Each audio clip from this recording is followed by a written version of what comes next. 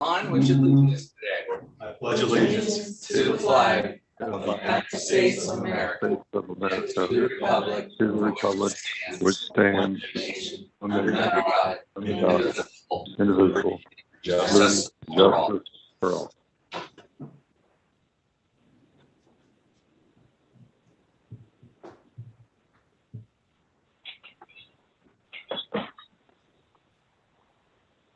Thank you. Roll call, please. Mr. Bartlett, Here. Mr. Fowler, present. Ms. Owens, Here. Ms. Pierce. Here. Mr. Stevens. Here. The next item on our agenda is to approve the agenda, of which there is an addendum today, including items 6A, 9A, and 18. I would recommend that we add those under new business, and also approval of the minutes. There was corrections made to the one for May 25th. Everyone should have seen an email on that. And then approval of the June 9th meeting agenda. I need minutes, excuse me. I need a motion and a second. So moved. Moved by Mr. Fowler. Second. Second by Ms. Pierce. Any discussion? Roll call, please. Mr. Bartlett, Yes. Mr. Fowler. Yes. Ms. Owens, Yes. Ms. Pierce. Yes. Mr. Stevens. Yes. Next item on our agenda is public participation, and we are delighted to have public participation today. I don't ever get to say that. So we welcome Kim Miller-Smith from Ohio School Boards Association, and Kim is here to do a presentation, so I'll let you take over. Thank you, Lou. And Marie's going to help me today. She has the hardware, so if you can call it that. Well, greetings from the Ohio School Board Association. Thank you for allowing me to participate in your meeting this morning. It is a pleasure to be with you. And these meetings are so much sweeter now that we can actually see people and know that we can be face to face, and things are coming back around. It's so nice. You all know about the Central Region, and you know about that we serve 14 counties and 103 districts.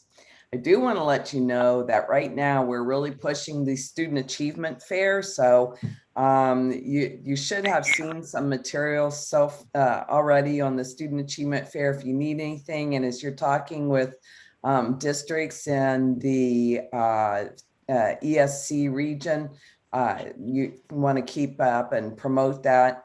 We are also promoting the awards program right now, and nominations for state and regional committees. And Mary is one of our faithful regional and state committee members. So we're so appreciative of that.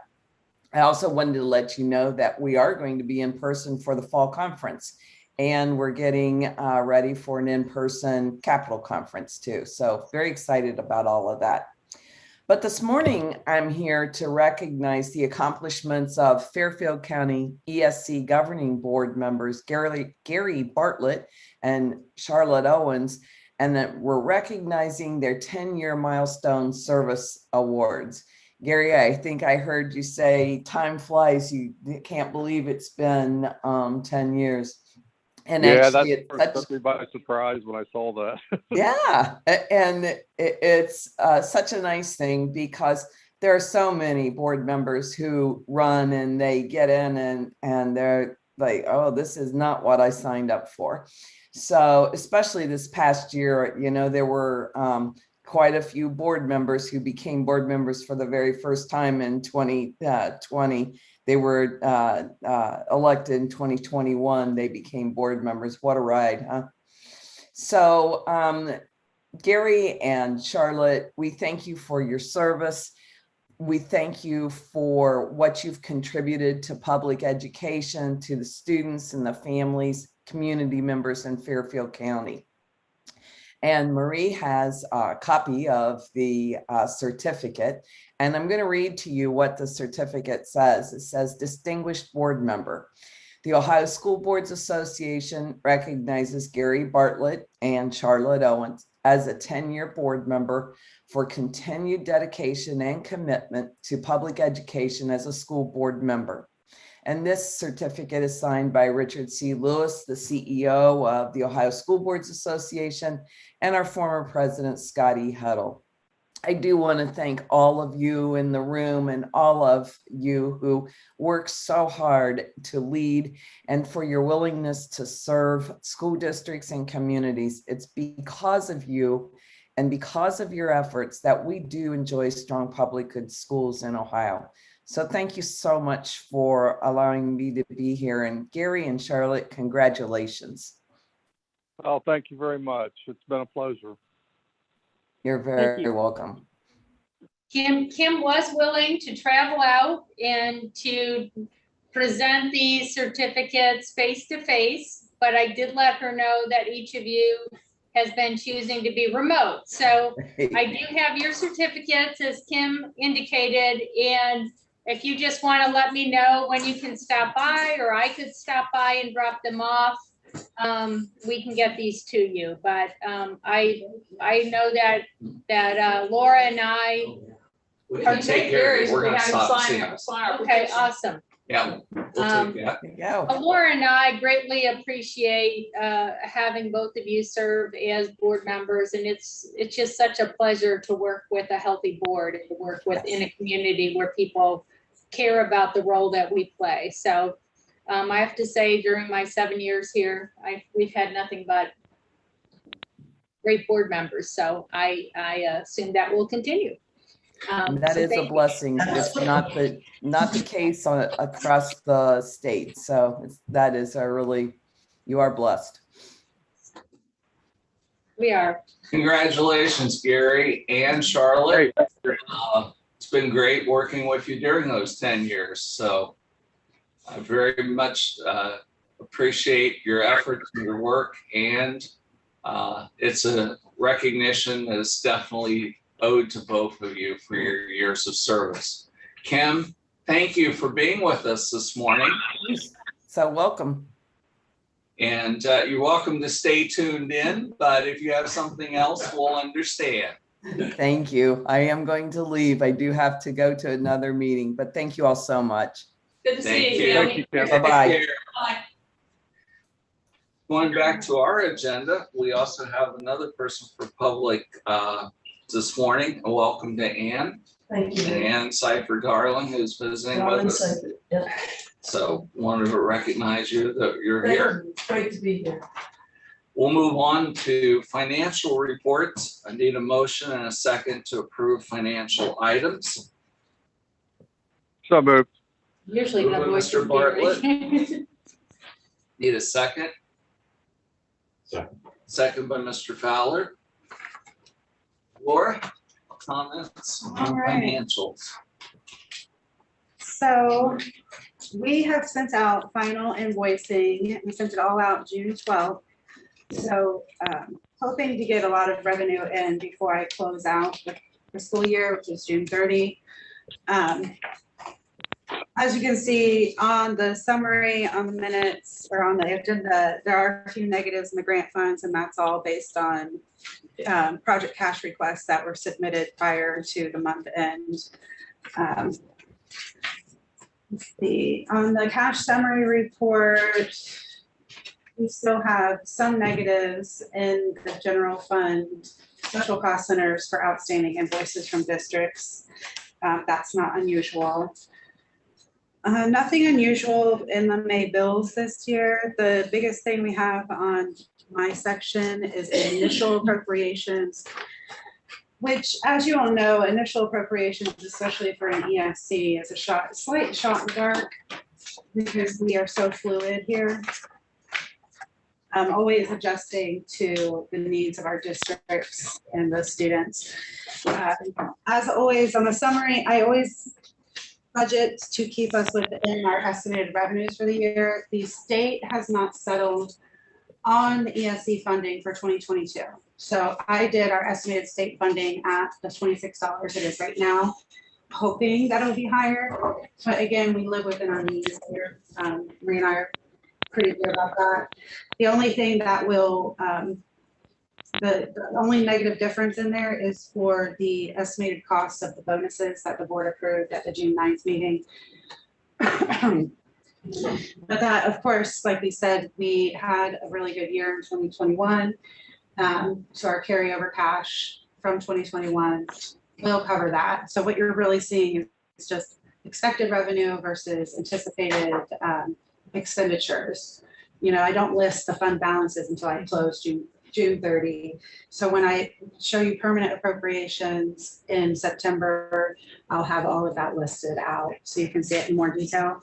But nothing. Did you have a closer estimate of what the carryover is? Because I know that we were sort of trying to do some of the I would really calculations. like to wait until we Okay. see if we get revenues, and like within the next week, within this week should be the last time we get in revenues. In terms of the invoices out. All the Okay, outstanding, okay. there's so many outstanding invoices. We just issued like $1 million out, Mhm. so. I would- Districts are all just a little head behind thanks to COVID. Yeah. Well, they're finishing their own Getting around. at this point.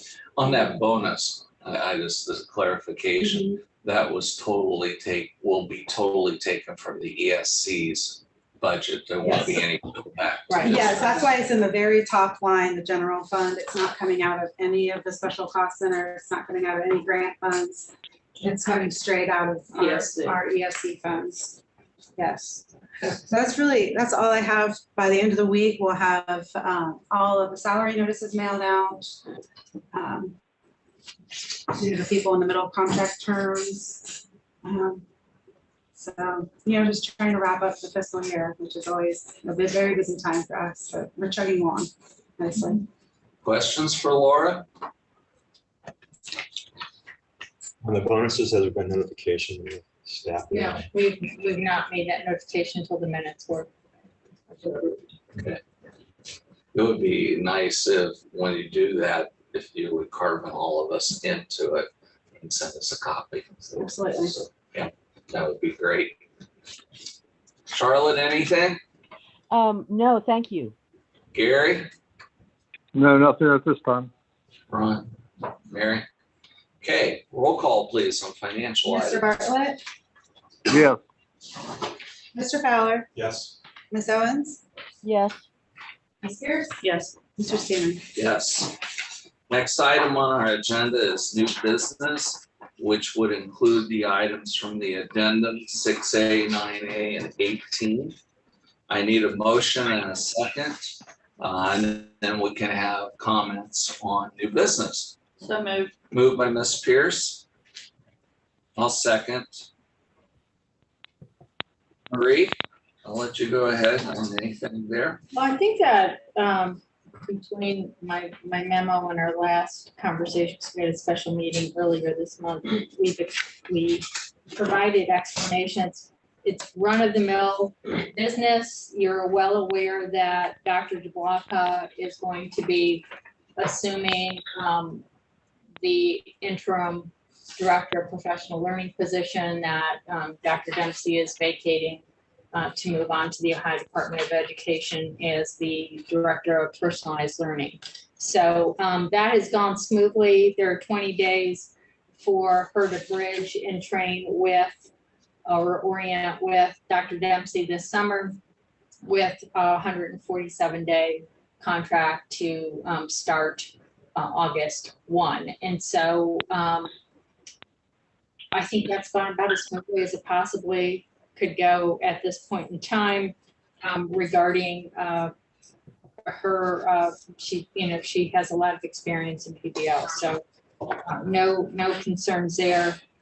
Sarah Hyatt, I don't know if I mentioned this at the last meeting or whether or not it was a conversation that just Lou and I had, but there's a real issue in the state of Ohio regarding school psychologists. Sarah Hyatt is somebody who we had hired for Liberty Union. I received notification about a week and a half ago that she was going to have to resign that position. Her family was relocating. I have taken a number of different measures to deal with the pipeline issue and have conversations at the state level regarding solutions and ways in which we can address the pipeline for school psychologists. At this point in time, I think I had indicated after the access meeting that we had that there's the need for 16 school psychologists just in amongst those ESCs. We have posted nationally, we've posted in Ohio, we've contacted directly all of the preparation programs, the colleges and universities, and I still have 0 applicants. Every lead we've had, we've followed up on, and we have not been able to be fruitful in having an interview with anyone. So this last, what was it, Thursday, I have engaged a vendor for visiting school psychologists, and we are seeking 3 of those, 1 to split between Greenton and Walnut Township, 1 for Liberty Union, and a help to Lancaster City Schools if they do not find another applicant. So it's a problem. It's a problem, and it's not a role that you can operate without. So hopefully there'll be some movement. I know years ago there was a similar situation with SLPs, speech and language pathologists, and there was some alleviation of the avenue for folks to make a move into that field. Something like that needs to happen at this point in time. So we're continuing to work on it. The rest of the positions and supplementals are standard. Circleville City Schools is contracting with some of Caitlin Hughes' time again this year. Tom Fry and Jennifer Henley, Dr. Fry and Hensley are beginning to bring in their contracts. I had a call with the team on Friday, and they have indicated that they're looking toward more contracts than they had this year. So prepare yourself, Laura, start rolling in as they get those agreements wrapped up. Julie Frick, regarding the adjustment of an 8-hour day down to a 7-hour day. We had a conversation with the team, looked at the data. If you recall, Julie Frick was a person who's been with us a long, long time. And she was here along with 2 prior SLPs who have since retired, who are on an 8-hour contract. When talking with Julie and looking at the needs of the district, she agreed that it made sense to move everybody down to a 7-year contract. So that adjustment is taking place with her knowledge, with her agreement, and a shared understanding as to the rationale. So that is not something that's being done in a punitive way at all. It's really to align contracts relative to the other folks. Standard operation, annually you approve the handbooks that we use at the programs, and you have on the agenda the Success Center. Finally, I do want to speak to the hire of Katrina Nichols. So you folks know that Dr. Freeman was, moved into the Director of Operations role this last year, taking on a huge responsibility, especially with the development of the Buzz user group and the work we're doing with FLVS. We have been seeking for over a year, a qualified applicant to assist him from a technology standpoint. So we really needed somebody who could provide additional support as we continue down the pathway of developing online courses. At the beginning of COVID, we switched all of our face-to-face training to an online platform. That requires an awful lot of lift in terms of the development and the management and whatnot. This young lady has those skills. In addition, we manage hundreds of devices that need to have updates, that need to be, problem solved in terms of glitches that occur, et cetera. And we needed a backup plan regarding the server. We needed somebody else who, if for whatever reason, something happens to James and he's out or not able to come in, that knows the system inside and out to provide backup. I thought when I got the call from James at the end of last week that he finally met with this young lady, he sounded like a kid in a candy store. It's like, she is so qualified and she's right here in the county, and that is the best way to hire folks. We do not have a great track record of recruiting people from out of county if they're not interested in being in this community and living here. We know that the draw is too strong for them to take positions in the county in which they live. So we feel that she's a perfect fit, and apologize for the late addition to the board agenda, but we would like your support in approving her hire. She's a brand new graduate coming in, and she will be on step 0. So her actual contract won't start till August 1. Right. Any questions regarding that? I could just say, school psych thing, that university, being on the university board, but they're looking into how to deal with that too, because they have had some students in some other programs that they said would probably qualify with some additional training, but for whatever reason, they can't qualify. There's no caveat for that to happen. There's no leniency in the program, and there are really 3 or 4 major barriers to people seamlessly moving into the field.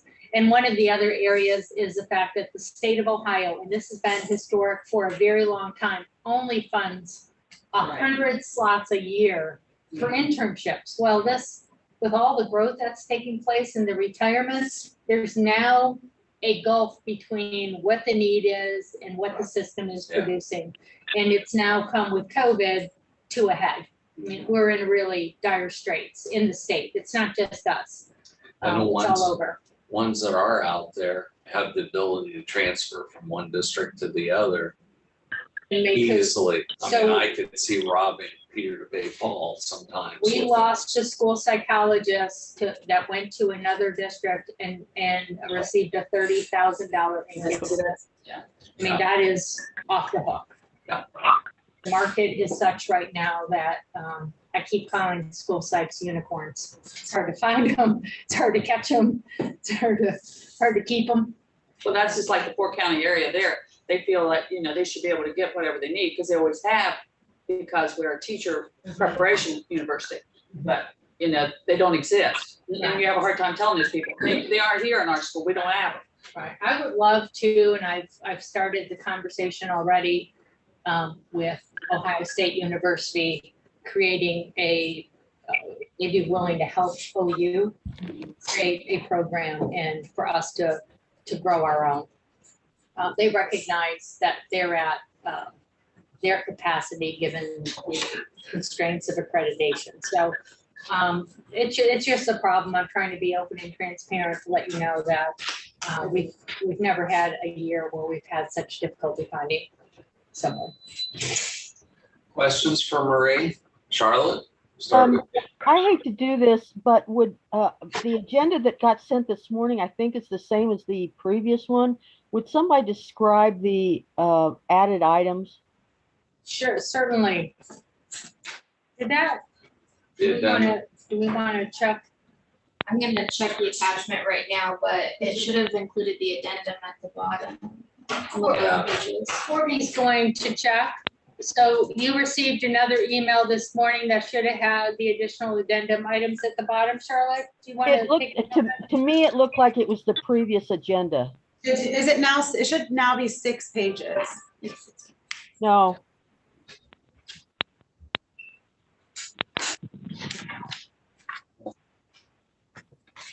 Wanna resend it? Okay, I'm sorry. I see it now. I'm sorry. Okay. I wasn't going far enough down. I'm sorry. No worries. Sorry. No problem. You You see want to six, take a moment? I'm sorry. 6A, 9A, and 18. You see the three of them?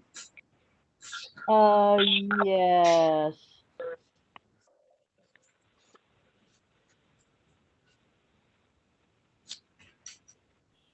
This is an off question, but can edits be made to the Success Center documents, even if it's just a tip for the next time? Because on for I think it was the expulsion policy, they referred to not being able to well, grounds would be like for striking a staff member of Fairfield Union. So I'm sure they just took it from a district and didn't change it to home district. Certainly. I'll have Courtney go through that document again. If it's just edits, that's not an issue. If it's substance, then we would need to bring it back to the board for reapproval. No, that was the thing I noticed. Okay. Anything else? Gary, anything on your No. end? Nothing on my end. On, Mary? Okay. Roll call, please. Mr. Bartlett, Yes. Mr. Fowler, Yes. Ms. Owens, Yes. Ms. Pierce, Yes. Mr. Stevens. Yes. Any additional items? Don't know of any. Nobody said anything there, so we'll go on to reports. Marie? So the one item that I do want to discuss with you, what did I do with it? Too much paper here. We have a deadline coming up regarding OSBA and the Friend of Public Education Awards. July 10th is a deadline. I would like the board's support in making a recommendation for that award to Fairfield Medical Center. They were tremendous in their partnership with us to distribute all of the vaccines in the county, and they have continued as a good partner. I just had a meeting last Wednesday with Mr. Janosco. I can never Janoso. I can never say his name properly. I believe have genuine interest in continuing to partner with us and work on some additional aspects of how we operate and have access to quality care at a reasonable price for our employees. And they have just become a community partner with openness for us to use their space. They're experts, just really, really pleased by the opportunity COVID presented in us getting to know them. And we could not have done the vaccine distribution without them. We were we're the only entity I know of in the state of Ohio that partnered with a entity other than a health department in which a copay was not charged for vaccines. I mean, that was just a tremendous act on their part. So I would like your support in making that nomination, and I'll get that submitted. Otherwise, I think that we had a pretty healthy conversation. What was it, a week and a half ago? Other than continuing to move forward, dealing with the school psych issue and doing planning for opening in the fall, it's business as usual right now. It's always busy. Do we have many other openings besides school psych at this point? We do now. We have an intervention specialist position that's opened. We may end up having another, given the intentions of an employee, but she has not submitted a resignation. And otherwise, we have all of our positions open. We always have a little movement. you know, you have aides that come and go and that sort of thing. The applications for substitute teachers are flowing in. That's typical, normal. But no, nothing outstanding. It's open. Questions for Marie? Um, Gary? Nope. Charlotte? Yeah, so, so in the addendum about extending the contract through the end of August for, the PBL, what, you want to say more about that, or what are Oh, plans sure. for the future, or? Sure, Charlotte, that's a good question. So when we approved the rates that we were paying contractors for some of the PBL work, for whatever reason, they will sunset at the end of this month, and we just needed an extension. We've already, you know, have people lined up to do all the trainings throughout the summer, to have that extend to August. I really need a minute with Dr. DeBlanca to go through everything and make determinations regarding the rate or cost for courses moving forward, and come back with an informed decision regarding what the rates will be for contractors. So the contractors are folks that are external to the ESE that we engage because they have particular expertise and they close the gap in our capacity to cover the teaching of the courses. Does that make sense? So we pay them a fraction of what we bring in, but they are critical to us offering the array of courses that we offer.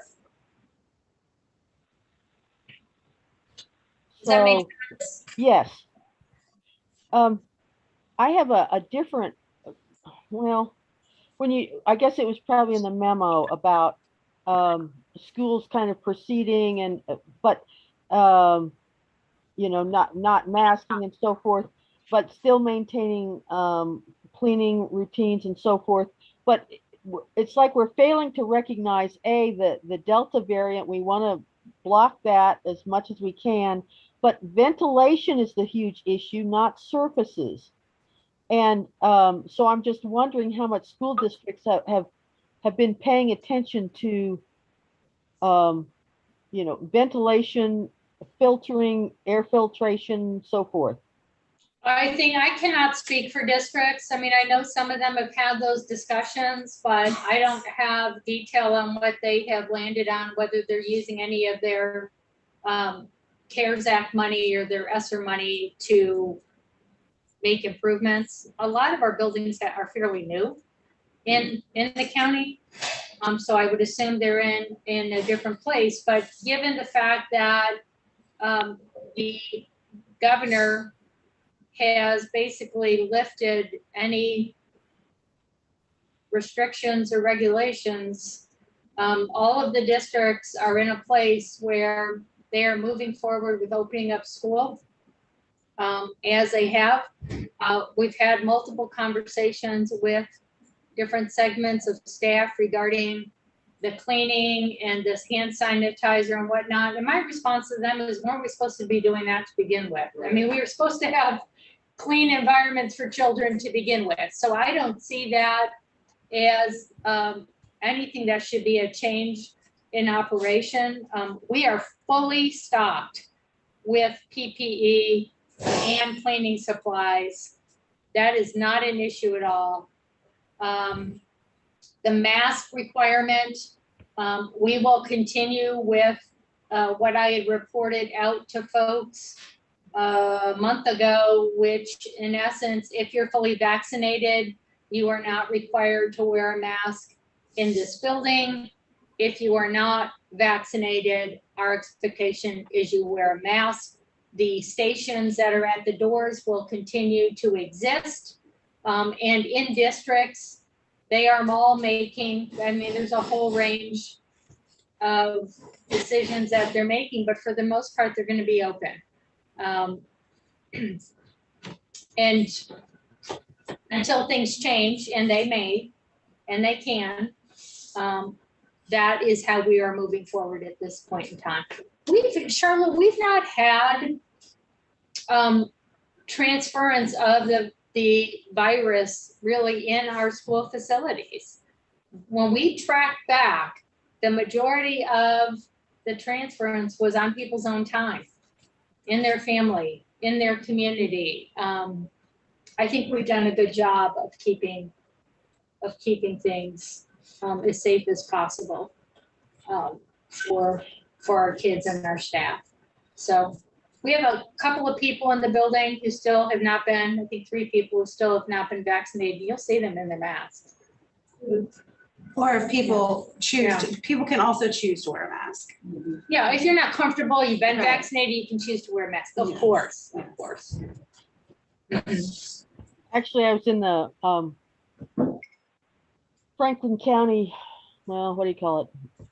You know, it's we were at the prosecutor's office and that sort of thing yesterday. And so they actually have signage up, you know, people who aren't vaccinated need to wear masks, but they also had a separate sign up encouraging people to continue to wear masks, whether they were vaccinated or not. And so actually lots of people inside were, that seemed to be the thing that people were doing. Any additional questions? Charlotte, Ron, Mary? Okay, the next item on the agenda is Eastland Fairfield career. Give that to Ron and Mary. We had very little because at the last meeting, I already told Courtney, Jason Sloan was hired as an IT person to work with their network because they needed additional help in their situation. And they're in the process of hiring a business manager. She was interviewing. I did bring the new building, and you guys can have that to look at.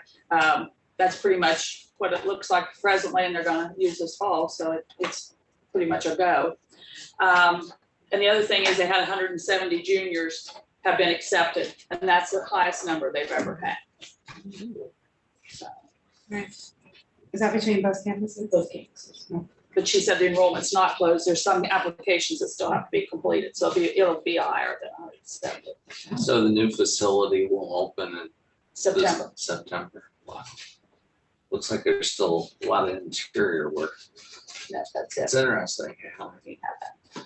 Anything else, Ron? That's it. Okay, any additional items? Start with Mary. I'm going to reverse order. No. I Ron, know of. Gary, No, anything else? Charlotte? No, thank you. Though I know you were scared that I was going to say something, but anyway, no. All right, well, we need a motion for adjournment and a second. so moved. Thank you, Mr. Bartlett. I know everybody waits for me on that one. Wait, not Ron then. Seconded by Mr. Fowler, and we appreciate the consistency. Thank you, gentlemen. All right, roll call. Mr. Bartlett, Yes. Mr. Fowler, Yes. Ms. Owens, Yes. Ms. Pierce? Yes. Mr. Seaman? Yes. Again, congratulations, Gary and Charlotte, on your 10 years. Hey, thanks. It's only Come on 9.5 down. at this point, but hey. Yeah. Charlotte, do you want? Mary, Yes? Mary Lou, come on down. I'll sign your petition. Yeah. And we'll be down in a few minutes. All right. Charlotte, do you want to come by